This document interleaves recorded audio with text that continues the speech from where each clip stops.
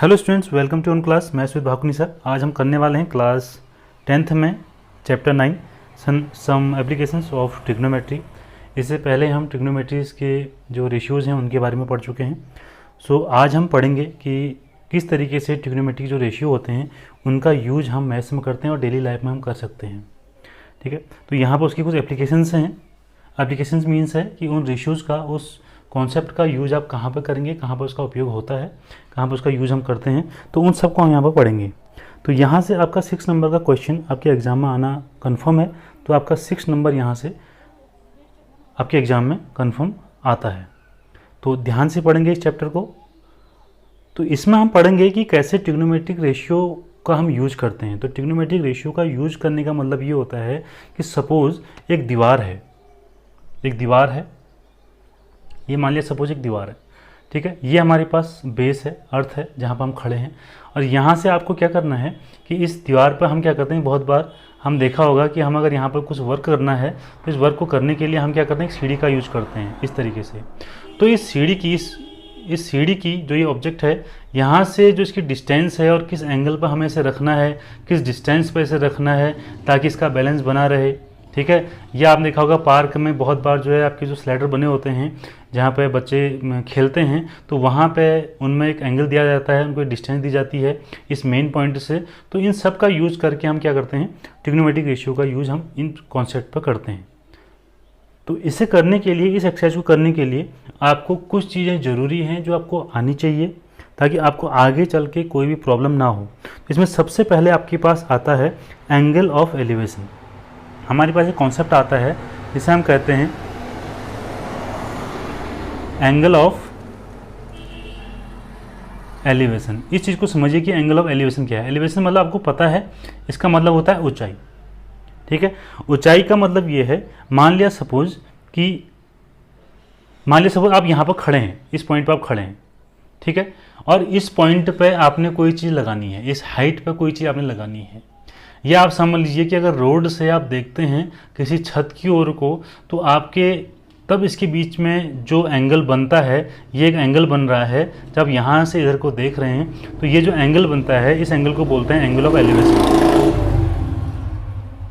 इसे बोला जाता है एंगल ऑफ एलिवेशन। इसका मतलब ही क्या होता है, ऊंचाई। ठीक है, तो अब इस पॉइंट से जब यहाँ की ओर देखेंगे तो यहाँ पर जो एंगल बनेगा उसको बोलेंगे एंगल ऑफ एलिवेशन। तो ये पहला कॉन्सेप्ट हमारे पास है।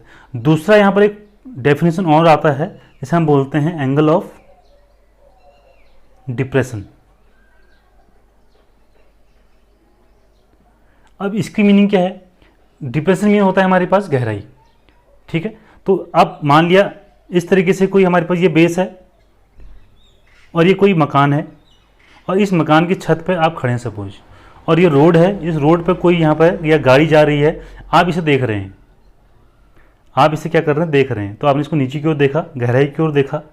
ठीक है, तो यहाँ पर एक एंगल बनेगा। बस इस एंगल को आपने ध्यान रखना है कि चाहे एंगल ऑफ एलिवेशन है, चाहे एंगल ऑफ हमारे पास कौन सा है, डिप्रेशन है, ये दोनों एंगल हमेशा हॉरिजॉन्टल लाइन पर बनते हैं। तो आपको यहाँ से हॉरिजॉन्टल लाइन बनानी पड़ेगी इस तरीके से। तो यहाँ से जो ये एंगल बनेगा, ये वाला जो एंगल बनेगा, इस एंगल को हम बोलेंगे एंगल ऑफ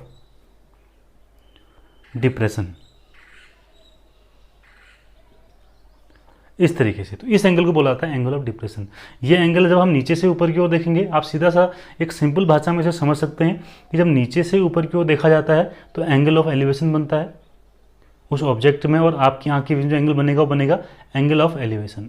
और जब आप ऊपर से नीचे की ओर देखेंगे तो इस हॉरिजॉन्टल लाइन के साथ, इस हॉरिजॉन्टल लाइन, देखिए कभी भी एंगल होगा तो इस पॉइंट पर आपको हॉरिजॉन्टल बनाना है, और हॉरिजॉन्टल बनाने के बाद आप जो एंगल बनेगा उस एंगल को लेंगे तो ये बन जाएगा हमारे पास एंगल ऑफ डिप्रेशन। ठीक है, अब यहाँ पर अगर देखा जाए तो ये एंगल ऑफ डिप्रेशन और एंगल ऑफ एलिवेशन जो होता है हमेशा इक्वल होते हैं। ये एंगल अगर इसकी बात करेंगे तो एंगल ऑफ एलिवेशन हो जाएगा, और जब इसकी बात करेंगे तो क्या हो जाएगा, एंगल ऑफ डिप्रेशन हो जाएगा।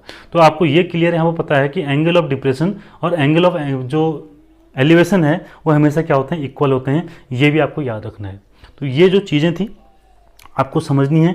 बाकी आपको ट्रिग्नोमेट्रिक रेशियो में आपको बता चुका हूँ, उनका यहाँ पर यूज होने वाला है। और ये दो चीज़ तो आपके यहाँ पर बहुत ज़्यादा यूज होने वाले हैं। जिसमें नंबर 1 है आपका एंगल ऑफ एलिवेशन और नंबर 2 है angle of depression. I hope आपको इतनी चीज़ समझ में आ गई होगी। अब हम चलते हैं इसकी एक्सरसाइज की ओर, देखते हैं कितनी इजीली इन क्वेश्चन को हम कर सकते हैं। सो स्टूडेंट देखते हैं कि किस तरीके से हमने क्वेश्चन नंबर जो एक्सरसाइज 9.1 का क्वेश्चन नंबर फर्स्ट है उसे करना है। तो यहाँ पे इसका यूज करेंगे, तो ध्यान से देखते हैं, क्वेश्चन पढ़ लेते हैं एक बार। तो ये क्वेश्चन है था, एक circus artist is climbing a 20 metre long rope. एक सर्कस का आर्टिस्ट है, वो क्या कर रहा है, एक 20 मीटर लंबी एक रस्सी है, उसमें क्या कर रहा है, चढ़ रहा है। Which is tightly stretched and tight from the top of a vertical, जो क्या है टाइटली स्ट्रेच्ड है, मतलब कोई भी बीच में उसमें ढील नहीं दी गई है, and tight from the top, और उसको टॉप से क्या किया है, टाइट बांधा गया है। वर्टिकल पोल, एक वर्टिकल पोल है, देखिए आप ध्यान से देखिए, vertical pole to the ground, एक वर्टिकल पोल है हमारे पास ए बी, इस फिगर से समझ लीजिए, एक वर्टिकल पोल है ए बी, और इस पर एक हमने क्या कर रखा है, ये ए सी हमारे पास क्या है, एक रोप है 20 मीटर, जहाँ पर ये आर्टिस्ट क्या कर रहा है, क्लाइंबिंग कर रहा है, चढ़ रहा है इस पर, ठीक है। आपसे कह रहा है if the angle made by the rope, जो रोप है इस रोप द्वारा विद द ग्राउंड लेवल, जिस ग्राउंड लेवल ये है और ये रोप है, इसके साथ जो एंगल ड्रॉ हो रहा है वो 30 डिग्री है। ये आपको क्वेश्चन दिया हुआ है, ठीक है। तो अब आपसे पूछा जा रहा है कि यहाँ पे हमको निकालना है find the height of the pole, इस पोल ए बी की जो हाइट है वो आपको कैलकुलेट करनी है। तो इस तरीके से क्वेश्चन को आपको समझना है। तो आप सबसे पहले जो चीज़ हमने कैलकुलेट करनी है उसे एज्यूम कर लेते हैं। तो हमने ले लिया let A B is the height of pole, और इसकी हमने जो लेंथ ले ली है वो ले ली है एच मीटर, ठीक है। अब किस तरीके से इन क्वेश्चन को करना है, देखिए इजीली आप समझिए, पहले ध्यान से समझिए इस क्वेश्चन को। पहले इजी क्वेश्चन आपके उसमें दिए हुए हैं, फिर थोड़ा सा टफ क्वेश्चन आपके उसमें आएंगे। तो पहले इसमें कॉन्सेप्ट क्लियर कर लीजिए कि किस तरीके से क्वेश्चन को अटेम्प्ट करना है। तो सबसे पहले आप देखिए कि यहाँ पर आपको हाइट निकालनी है, ठीक है, ये आपको निकालनी है, ये आपको गिवन है। तो ये हमारे पास क्या है, ये परपेंडिकुलर है, ये क्या है, परपेंडिकुलर, पी इसको बोलते थे हम परपेंडिकुलर, और ये हाइपोटेन्यूज हमारे पास है एच, ओके। तो अब एक बात बताइए, जब हमें एच निकालना है और ये हमें गिवन है, तो इन दोनों के बीच में हम रेशियो निकाल सकते हैं, और एंगल हमारे पास है, ठीक है। एंगल जब हमारे पास है, परपेंडिकुलर हमारे पास है, हाइपोटेन्यूज हमारे पास है, तो कोई दिक्कत नहीं है। तो एक बात बताइए कि परपेंडिकुलर और हाइपोटेन्यूज में जो मैंने आपको रेशियो बताया था वो कौन सा बताया था, साइन थीटा का बताया था, ठीक है। तो साइन थीटा का जब रेशियो इनमें हमने बताया था, तो इसमें सीधा सा हम फॉर्मूला लगा सकते हैं कि हमारे पास क्या हो रहा है, sine theta equal to perpendicular upon hypotenuse, और परपेंडिकुलर को हम क्या लिखेंगे, यहाँ पर हमने लिया हुआ है एच, और हाइपोटेन्यूज हमारे पास कितना है 20। अब साइन थीटा की जगह पर अगर मैं थीटा की वैल्यू लिख दूँ 30 डिग्री, तो ये हो जाएगा h upon 20, okay. And h equal to हमारे पास हो जाएगा 20 मल्टीप्लाई साइन 30, ओके।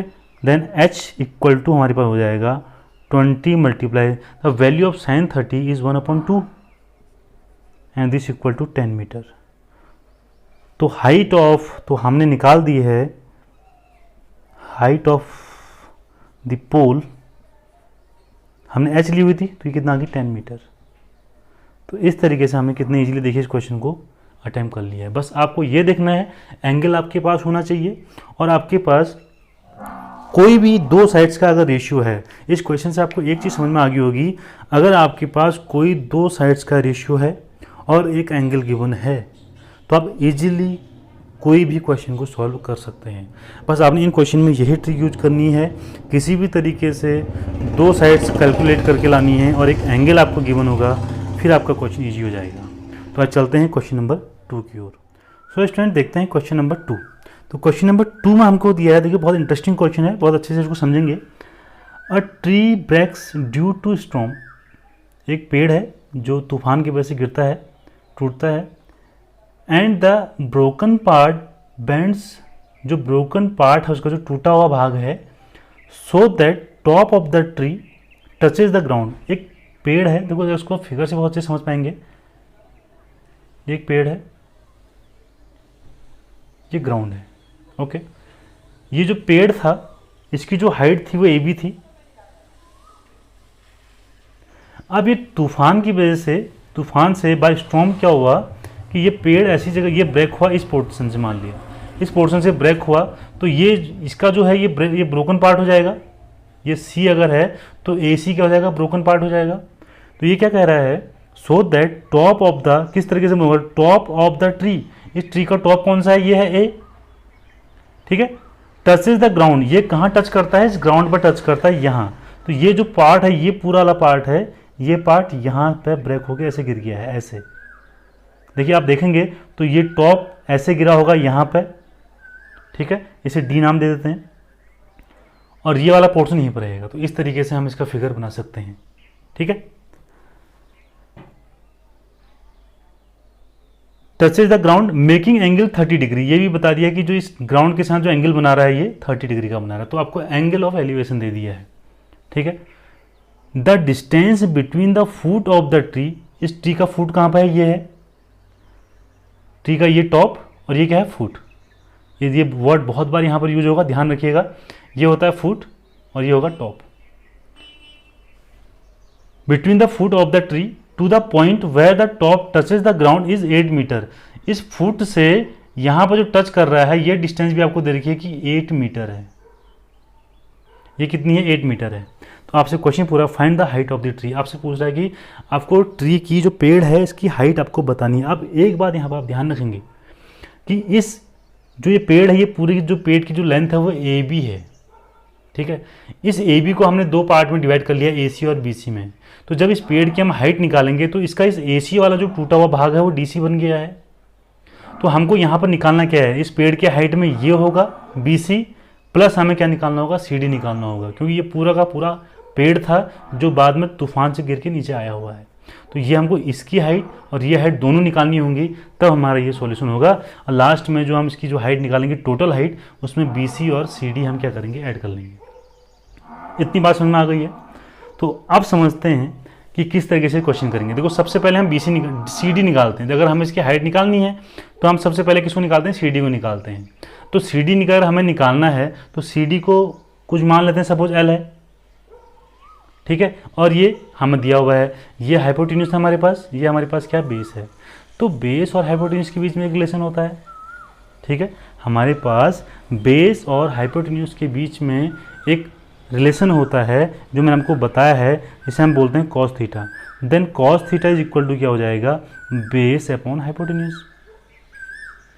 ठीक है। अब बेस अगर देखा जाए तो मैं यहाँ पर लिख नहीं रहा हूँ, इसको आप लिख लीजिए, यहाँ पर लिख लेते हैं in triangle b c d, ऐसे लिख लेंगे। तो यहाँ पे देखिए बेस क्या है हमारे पास 8 और हाइपोटेन्यूज हमने ले लिया L, और थीटा की जगह पर हो जाएगा 30। Then cos 30 equal to b upon l. Then L equal to क्या हो जाएगा हमारे पास, अब B की वैल्यू हमारे पास है, ये हमारे पास जो बेस है उसकी वैल्यू हमारे पास है 8, तो जाएगा 8 अपॉन L। तो यहाँ से L इक्वल टू निकल जाएगा, L इक्वल टू L यहाँ चला जाएगा तो जाएगा 8 अपॉन कॉस 30, और इसकी वैल्यू कितनी हो जाएगी, 8 अपॉन कॉस 30। कॉस 30 की वैल्यू हमारे पास होती है √3 अपॉन 2,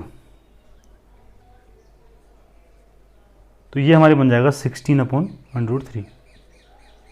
ये आ गई है वैल्यू ऑफ L, ठीक है। इसे आप थोड़ा सा सॉल्व अगर करना चाहते हैं तो सॉल्व कर लेते हैं। इसे √3 से न्यूमरेटर और डिनोमिनेटर में दोनों में मल्टीप्लाई कर लेते हैं, क्योंकि हमारे पास डिनोमिनेटर में कभी भी है वैल्यू नहीं आनी चाहिए, किसकी, अंडर में वैल्यू नहीं आनी चाहिए, ठीक है। तो √3 से यहाँ मल्टीप्लाई करेंगे तो 16 √3, यहाँ √3 से मल्टीप्लाई करेंगे तो हो जाएगा 3। अब हमारे पास ये पता है कि √3 की वैल्यू होती है 1/732 अपॉन 3, और जब आप इसको सॉल्व करेंगे तो इसे सॉल्व करने के बाद हमारी वैल्यू हो जाएगी 9.24। इस तरीके से हमने वैल्यू निकाल दी है L की, मीन्स सी डी हमने निकाल दी है। अब पेड़ की लेंथ निकालने के लिए मुझे बी सी हाइट भी चाहिए। अब मुझे जब बी सी हाइट चाहिए और बेस मेरे पास है, बेस है और ये हमने निकालनी है क्या, इसका परपेंडिकुलर निकालना है। तो परपेंडिकुलर और बेस के बीच में हमारे पास क्या है, एक रिलेशन होता है। देखो ये आपके पास कॉन्सेप्ट होना चाहिए, आपको समझ में आना चाहिए कि क्या कर रहे हैं हम ये करना चाह रहे हैं। अगर मुझे ये निकालना है तो मैं देखूंगा कि जो मेरे पास साइड गिवन है उसके साथ क्या, उसका जो ट्रिग्नोमेट्रिकल रेशियो है क्या बनता है। यहाँ ट्रिग्नोमेट्रिकल रेशियो क्या बन जाएगा, परपेंडिकुलर अपॉन बेस, ठीक है। ये क्या हो जाता है, ये होता है tan थीटा। तो यहाँ हम लेंगे, यहाँ पर लिख देते हैं इन ट्राइंगल, इसी ट्राइंगल में ले रहे हैं ABCD में, BCD, इन ट्राइंगल BCD, ठीक है। तो यहाँ पर हम अगर लिखेंगे तो जाएगा tan 30, मैं सीधा वैल्यू रख रहा हूँ, और ये परपेंडिकुलर हो जाएगा हमारे पास BC अपॉन 8, इसका परपेंडिकुलर BC है, इसका बेस कितना 8 है। अब 10 30 की वैल्यू आपको पता होनी चाहिए। 10 30 की वैल्यू हमारे पास होती है 1/√3। This implies 1/√3 equal to BC/8 and the value of BC is equal to हो जाएगा 8/√3। ये वैल्यू आ गई। इसे भी सॉल्व कर लेते हैं तो जाएगा 8/3/3 हो जाएगा 8 × 1.732/3 और इसको अगर आप सॉल्व करेंगे तो 8 मल्टीप्लाई आएगा 4.62 मीटर। तो यहाँ पे हम देखिए हमने BC की वैल्यू भी निकाल दी है और हमने CD की वैल्यू भी निकाल दी है। जब इन दोनों की वैल्यू निकाल दी है तो टोटल लेंथ ऑफ ट्री क्या हो जाएगी, total length of tree equal to हो जाएगा BC + L और BC है हमारे पास 4.62 और L की वैल्यू हम निकाली है 9.24। इन दोनों को जब हम ऐड करेंगे हो जाएगा 13.86 मीटर। यही हमारे पास क्या आ जाएगा, रिजल्टेंट जो हमारी रिक्वायर्ड वैल्यू है वो आ जाएगी। तो इस तरीके से हमने इस क्वेश्चन को सॉल्व करना है। ठीक है, आई होप आपको ये समझ में आ रहा होगा। कोई भी आपको कन्फ्यूजन होता है तो आप कमेंट बॉक्स में ज़रूर लिखिए। अब आते हैं क्वेश्चन नंबर 3 की ओर। सो स्टूडेंट्स समझते हैं क्वेश्चन नंबर 3 को। तो क्वेश्चन नंबर 3 को समझेंगे। क्वेश्चन पढ़ने में थोड़ा लेंदी है बट बहुत ईजी क्वेश्चन है। देखते हैं किस तरीके से इस क्वेश्चन को करना है। तो ये क्वेश्चन हमारे पास है, a contractor plans to install 2 slides for the children play in a park. एक कॉन्ट्रैक्टर ने क्या प्लान किया हुआ है, उसने इंस्टॉल करना है, कोई 2 स्लाइड्स बनाने हैं। जब हमने देखा होगा पार्क में इस तरीके से बच्चों के एंजॉय करने के लिए स्लाइड्स बने हुए होते हैं। तो यहाँ पर 2 तरीके के स्लाइड्स उसने बनाने हैं। ठीक है, 2 तरीके के स्लाइड्स बनाने हैं। एक तो उसमें क्या बनाना है, बिलो एज 5 ईयर्स, जो 5 साल से कम के बच्चे हैं उनके लिए बनाना है। She prefers to have a slide whose top is at a height of 1.5 metre. ये कह रहे हैं जो ये बिलो 5 ईयर्स वाला है, इसका जो टॉप है, इसका टॉप है फ्रॉम ग्राउंड, ये कह रहा है कि 1.5 मीटर हाइट वाला है। ठीक है, क्वेश्चन समझ में आ गया। And is inclined at the angle of 30 degree to the ground. ये जो यहाँ पर ये स्लाइड्स बना हुआ है ये इस ग्राउंड के साथ 30 डिग्री का इंक्लाइंड है, मीन ये इसके साथ इतना झुका हुआ है, 30 डिग्री झुकी हुई है। ठीक है, where is for elder children, बड़े बच्चों के लिए she wants to have a steep slide at a height of 3 metre. अब ये जो है इसकी जो हाइट है वो 3 मीटर है बोल रहे हैं जो एल्डर है, तो बड़े बच्चों के लिए थोड़ा सा बड़ा टाइप का बनाना है। ठीक है, and inclined at the angle of 60 degree, इसके साथ जो एंगल है ये ग्राउंड के साथ वो 60 डिग्री का है। इसका जो झुकाव है जो ग्राउंड के साथ वो 60 डिग्री है। तो आप देख सकते होंगे कि जो एंगल हमको दिया हुआ है, एंगल ऑफ एलिवेशन दिया हुआ है, एंगल ऑफ एलिवेशन दिया हुआ है। ठीक है, कभी कभी आपसे क्वेश्चन में इसका नाम एंगल ऑफ एलिवेशन दे देगा, तो आपको समझना है कि किस तरीके से एंगल बनाना है। यहाँ से आपको बनाना है ग्राउंड से ऊपर की ओर को। ठीक है, What should be length of the slides in each case। अब दोनों केसेज में जो स्लाइड की आपको बतानी है लेंथ कितनी होगी। यहाँ पे देखिए कितना यूज है इनका, इसका साइंस में बहुत ज़्यादा यूज किया जाता है, मैथ्स में बहुत ज़्यादा यूज किया जाता है। तो अब देखो इसकी लेंथ हम कैसे निकालेंगे, ये इसकी लेंथ निकालनी है आपको और इसको भी निकालनी है। आपको बताना है कि ये जो स्लाइड्स हैं इनकी लेंथ कितनी होगी। ठीक है, तो आते हैं पहले इस पर, तो 1 बाय 1 करते हैं। पहले हमें ये करना होगा, ये करना होगा। एक ही क्वेश्चन के अंदर 2 क्वेश्चन आपको दे दिए हैं। ठीक है, तो समझते हैं किस तरीके से क्या जाएगा। सबसे पहले आप देखिए हम लेंगे ट्रायंगल PQR। ठीक है, अब जो आपको मैंने ट्रिक बताई है ये आपको निकालना है, तो ये तो आपको लेना होगा, जो निकालना है तो उसे लेना पड़ेगा इस रेशियो को। और ये आपको गिवन है, मीन्स परपेंडिकुलर गिवन है, हाइपोटेन्यूस निकालना है। तो परपेंडिकुलर और हाइपोटेन्यूस के बीच में रेशियो कोई है, ये हम देख लेते हैं कि परपेंडिकुलर और हाइपोटेन्यूस के बीच में जो हमने रेशियो पढ़ा हुआ है, ट्रिग्नोमेट्रिक रेशियो, वो पढ़ा हुआ है हमने साइन थीटा। तो सीधा सा यहाँ पर हो जाएगा साइन थीटा। वैसे आपको क्वेश्चंस में जब एग्जाम में आप करते हैं तो आपको सब चीज़ डिफाइन करनी पड़ती है। यहाँ पे आपको यहाँ पर डिफाइन करना पड़ेगा कि जो PQ है वो हमारे पास हाइट है, जो हमारे पास जो स्लाइड्स बना हुआ है बिलो 5 ईयर्स के चिल्ड्रंस के लिए, वो उसकी हाइट 1.5 सेंटीमीटर है। PQ is the height of slides. ठीक है, and L1 is the length of slides for children below of age 5 years and the angle is 30 degree inclined with the ground. ठीक है, इस तरीके से आपको ये सब वहाँ पर डिफाइन करना होता है, बट आपको मैं इसको सीधा सॉल्व करके बता रहा हूँ। आप कोशिश करेंगे कि आप इसको सब इस तरीके से लिखेंगे। तो sine theta is equal to जाएगा length upon sorry perpendicular upon hypotenuse, perpendicular upon hypotenuse. Okay, ये आप सीधा लिख लेंगे यहाँ पे। Perpendicular is 1.5 and hypotenuse is L1। अब साइन थीटा इज, साइन यहाँ पर 30 की वैल्यू है, ये जाएगा 1.5 अपॉन L1। तो यहाँ पे हम वैल्यू निकाल लेंगे L1, the value of L1 equal to, या सीधा इसकी वैल्यू रख लीजिए पहले। तो साइन 30 इक्वल टू 1/2 एंड ये हो जाएगा 1/5 अपॉन L1, इस तरीके से। देन L1 की वैल्यू हमारे पास आ जाएगी, हम इजीली यहाँ से निकाल लेंगे। This implies that the value of L1 equal to 1.5 multiply by 2 this equal to 3 metre. ये तो आ गई हमारे पास लेंथ ऑफ स्लाइड जो हमारे पास बिलो 5 years के बच्चों के लिए बनाया गया है। ठीक है, इतना आपके समझ में आ गया होगा। ये हो जाएगी वैल्यू ऑफ L1।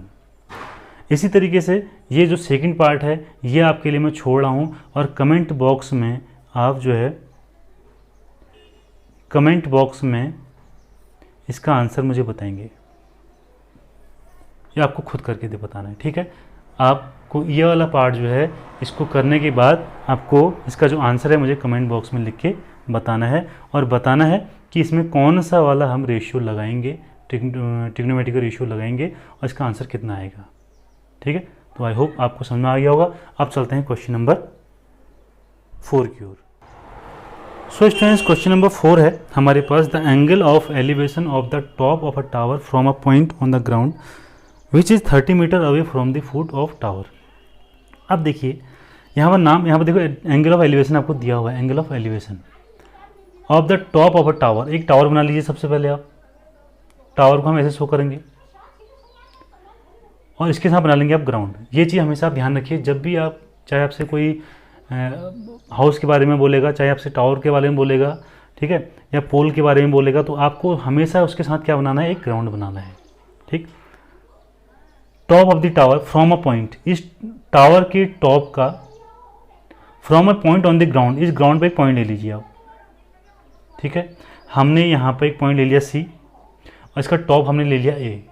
ठीक है, which is 30 metre away from the, अब ये क्या है, विच इज़ 30 मीटर, ये पॉइंट जो यहाँ पर दिया हुआ है, जो ग्राउंड पर जो पॉइंट है, बोल रहा है कि ये 30 metre away from the foot of the tower.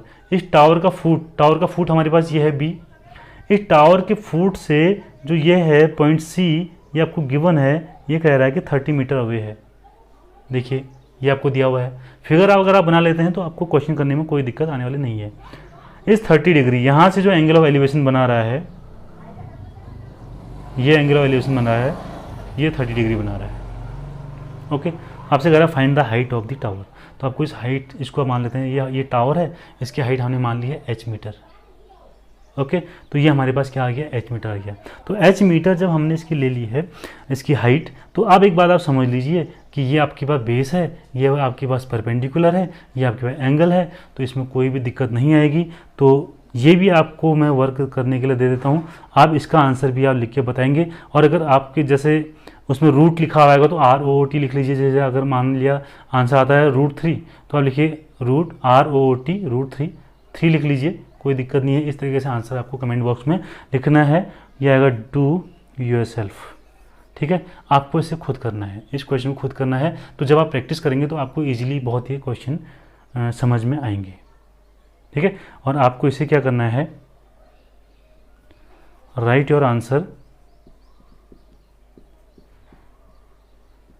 On comment box. ठीक है, ये आपको आंसर खुद लिखना है कमेंट बॉक्स में, और नहीं आएगा तो आप वो भी बता दीजिए, ताकि हम आपको नेक्स्ट वीडियो में इस क्वेश्चन का सॉल्यूशन बता देंगे। ठीक है, अब हम चलते हैं एक्सरसाइज का क्वेश्चन नंबर 5 पे। सो स्टूडेंट, देखते हैं क्वेश्चन नंबर 5 का सॉल्यूशन। तो क्वेश्चन नंबर 5 में है हमारे पास, a kite is flying at a height of 60 metre above the ground. सबसे पहले देखिए, ग्राउंड बना लीजिए आप, ये ग्राउंड है, और यहाँ से इस हाइट पे, ग्राउंड से इस हाइट पे 60 मीटर हाइट पे, इस A पॉइंट पे हमारे पास काइट है। और हमने कहाँ से हाइट ली है, ग्राउंड के पॉइंट B से हमने हाइट ली हुई है, ठीक है। Above the ground, the string attach to the kite is temporarily to the point on the ground. अब ये जो यहाँ पर काइट है हमारे पास, ये काइट एक धागे से बंधी हुई है और ये क्या है, यहाँ पर हमने इसको ग्राउंड पे क्या कर लिया है, टाइट बांधा हुआ है। ये इसकी स्ट्रिंग है, ठीक है। The inclination of the string with the ground is 60 degree. इस स्ट्रिंग का इस ग्राउंड के साथ जो झुकाव है, इंक्लिनेशन है, मीन्स ये है 60 degree. Find the length of the string. इस स्ट्रिंग की आपको लेंथ बतानी है, assuming that there is no slack in the string, मतलब कोई भी इसमें जो ढीला नहीं है, ये जो हमारे पास स्ट्रिंग है ये ढीली नहीं है, बिल्कुल टाइट बंधी हुई है, ठीक है। तो आपको इसकी लेंथ निकालनी है, मीन्स आपको ये निकालना है बस एल, है ना। तो इसका सॉल्यूशन हम कर लेते हैं, है बहुत इजी क्वेश्चन, आप फिर भी इसको कोशिश करिएगा, लेकिन हम कर लेते हैं इसे। In triangle A B C, अब वही बात फिर बार बार आ रही है कि यहाँ पर देखिए ये आपको निकालना है, तो इसका रेशियो तो लेना होगा। ये आपको परपेंडिकुलर आपको दिया हुआ है, ये हाइपोटेन्यूज निकालना है, तो पी और एच के बीच में कोई ना कोई रिलेशन होगा, ठीक है। Means perpendicular upon H, perpendicular upon जो हाइट है हमारे पास साइन थीटा हमारे बन जाएगा, आपको पता है, तो जाएगा sine theta is equal to perpendicular P upon hypotenuse H, ठीक है।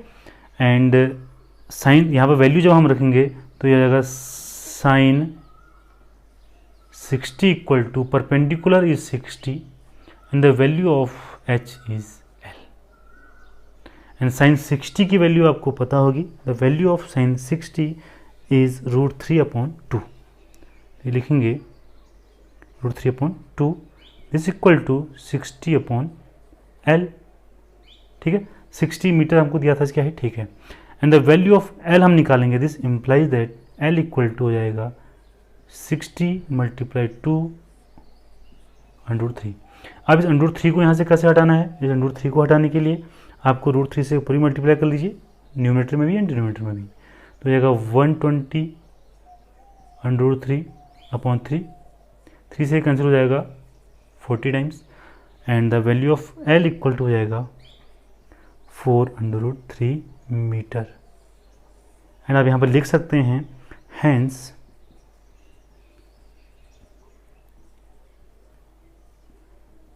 लेंथ ऑफ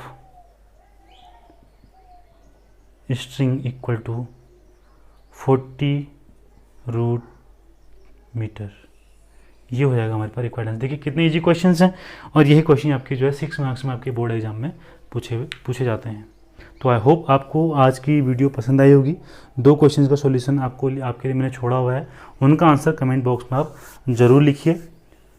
तो इसी तरीके से इसके आगे के जो क्वेश्चंस हैं, इंपॉर्टेंट क्वेश्चंस हैं, उनको हम नेक्स्ट वीडियो में हम कंप्लीट करेंगे, और मे बी आने वाले 1 वीडियो या 2 वीडियो में हम इस एक्सरसाइज को कंप्लीट कर लेंगे। तो इसी तरीके से इजी मेथड से मैथ्स को पढ़ने के लिए हमारे चैनल के साथ बने रहिए। चैनल को लाइक कीजिए, शेयर कीजिए, सब्सक्राइब कीजिए, बेल आइकन को प्रेस कर लीजिए ताकि हर न्यू वीडियो का नोटिफिकेशन आप तक सबसे पहले पहुंच सके। Thanks for watching.